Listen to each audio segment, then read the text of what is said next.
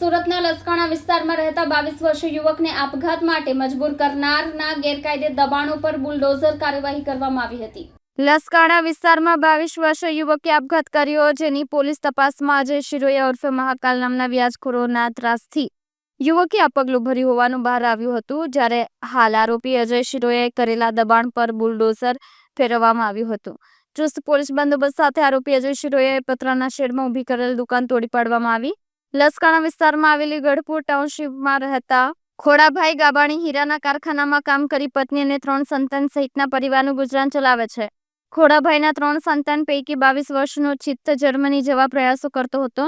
Germany ગવર્મેન્ટના નિયમ મુજબ સ્ટુડન્ટના ખાતામાં 10.80 લાખ બતાવવા પડતા હોય તે રકમ તેણે બેંકમાં જમા કરાવી હતી। દરમિયાન ચિત્તે શુક્રવારે બપોરે ઘરના પંખા સાથે કાપડની દોરી બાંધી ફાંસો ખાઈ આપઘાત કરી લીધો હતો। પરિવારજનોએ અંતિમ ક્રિયા આટોપ્યા બાદ ચિત્તના રૂમમાં બેડની નીચેથી સુસાઇડ નોટ મળી આવી હતી। ગઈ તારીખ 17/5/2025ના રોજ સુરત શહેરના લસકાણા પોલીસ સ્ટેશન ખાતે આત્મહત્યાના દુષ્પ્રેરણ અને વ્યાજખોરીનો એક ગુનો નોંધાયો હતો। જે ગુનાની તપાસ દરમિયાન આરોપી અજય રમેશભાઈ શિરોયાની લસકાણા પોલીસ દ્વારા ધરપકડ કરવામાં આવી હતી। તપાસ દરમિયાન પોલીસને જાણવા મળ્યું હતું કે આ આરોપી અજય શિરોયા છે ખૂબ જ ગુનાહિત ઇતિહાસ ધરાવતો આરોપી છે અને એણે સરથાણા પોલીસ સ્ટેશન વિસ્તારમાં વીટીનગર સર્કલ પાસે જે એસએમસીની જગ્યા આવેલી છે ત્યાં હવેલી 5 સેન્ટર અને ઘોડાનો તબેલો બનાવેલો છે, જે ગેરકાયદેસર હતો। જે અનુસંધાને લસકાણા અને સરથાણા પોલીસ દ્વારા જરૂરી એસએમસી સાથે સંકલન કરીને આજરોજ આ ગલ્લાના ડિમોલિશનની કાર્યવાહી હાથ ધરવામાં આવી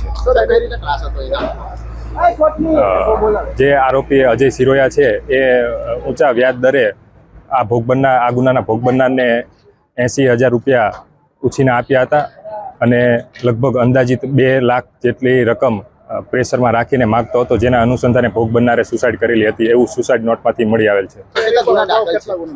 આ આરોપી વિરુદ્ધ સરથાણા પોલીસ સ્ટેશનમાં 2 ગુના નોંધાઈ ચૂક્યા છે, તેમજ કાપોદ્રા પોલીસ સ્ટેશનમાં આઈપીસી 307 અને મારામારીના ગુના નોંધાઈ ચૂક્યા છે અને આ આરોપી વિરુદ્ધ પાસા અને તડીપારની પણ કાર્યવાહી થઈ ચૂકી છે।